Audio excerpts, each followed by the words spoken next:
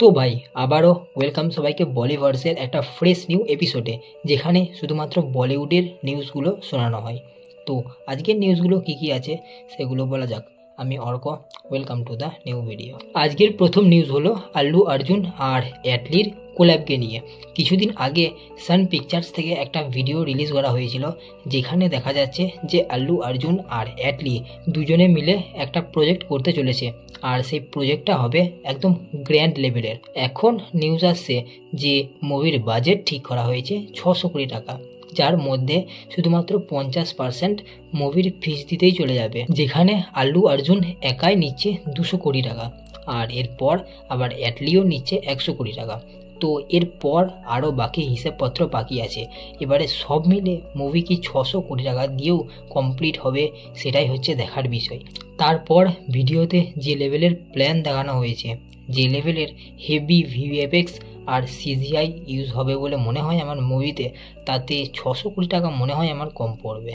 আবার কিছুদিন আগে রিউমার্স উঠেছিল যে মুভির ফিমেল লিড রোলে নাকি প্রিয়াঙ্কা চোপড়া থাকতে চলেছে, কিন্তু এটা আপাতত রিউমার্স, কোনো রকম অফিসিয়াল আপডেট আসে নাই।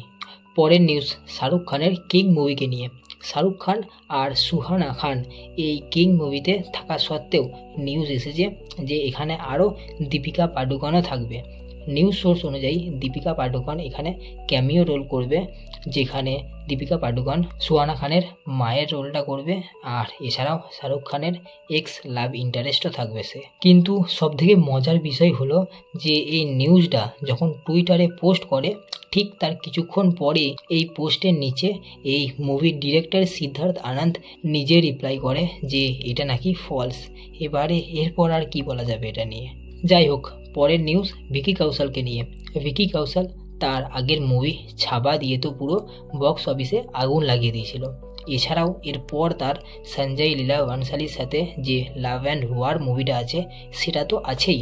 এছাড়াও নিউজ এসেছে যে ভিকি কৌশল এবারে নাকি সুজিত সরকারের সাথে কোল্যাব করে একটা মুভি বানাতে চলেছে, যেটা একটা ফ্যান্টাসি ড্রামা হতে চলেছে, আর মুভির নাম হবে এক জাদুঘর, আর এটা অবভিয়াসলি ম্যাজিক নিয়েই হবে।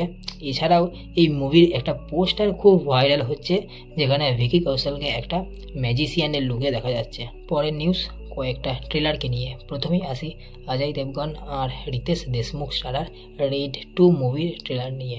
সত্যি বলতে মুভির ট্রেলার দারুণ লেগেছে। মুভিতে আমার পটনায়ক প্লেড বাই অজয় দেবগন তার 75তম রেড মারবে, আবার কার ঘরে না দাদা ভাই প্লেড বাই রিতেশ দেশমুখ, যে একজন সবথেকে বড় কারাপ্ট পলিটিশিয়ান। এবারে আবার দাদা ভাইয়ের ঘরে রেড মারতে আমার পটনায়ক একা আসবে না, সাথে নিয়ে আসবে তার পুরো গভর্নমেন্টের দলকে।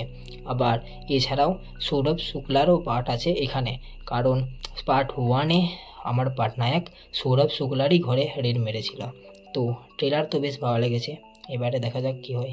নেক্সট নিউজ মার্বেল থেকে আসা আর একটা ট্রেলার থান্ডারবোল্টসকে নিয়ে।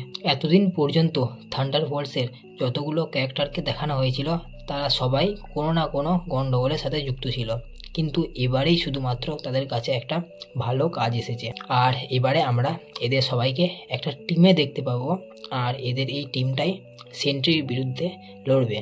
আর মেবি এখানে সেন্ট্রিকে ভিলেন দেখানো হয়েছে, আর যেহেতু এখন আর অ্যাভেঞ্জার্সের কোনো টিম নেই, তাই এই কাজটা থান্ডারবোল্টসের টিমই করবে। এবার দেখার বিষয় যে পারফেক্টভাবে কাজটা করতে পারে না আবার আগের মতো কোনো না কোনো গন্ডগোল করে। পরের নিউজ সানি দেওয়াল তার রামায়ণে করা হনুমানের রোলটা নিয়ে তার ইন্টারভিউয়ে একটা জিনিস বলেছে। না সানি পাজি বলেছে যে এই হনুমানের রোলটা করা নিয়ে সে একটু চাপে ছিল, কারণ সে নিজেই বলেছে যে এই সব বিষয় নিয়ে কোনো রকম ভুলভাল জিনিস করা যায় না। বাকি সে শুটিং কখন শুরু করবে এই হনুমানের রোলে, এটা নিয়ে জিজ্ঞাসা করা হলে সানি পাজি ডিরেক্ট বলে দেয় যে সে এই বিষয়ে কোনো রকম উত্তর দিতে চায় না। পরের নিউজ PVCU নিয়ে। PVCU মানে প্রশান্ত বর্মা সিনেমাটিক ইউনিভার্স।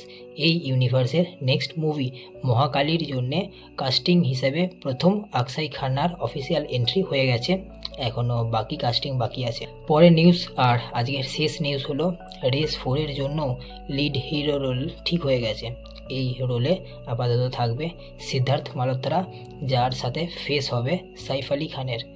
তো আজকের নিউজ এতটা পর্যন্তই। আবার দেখা হচ্ছে নেক্সট ভিডিওতে। বাই, সাবস্ক্রাইবটা করে দাও।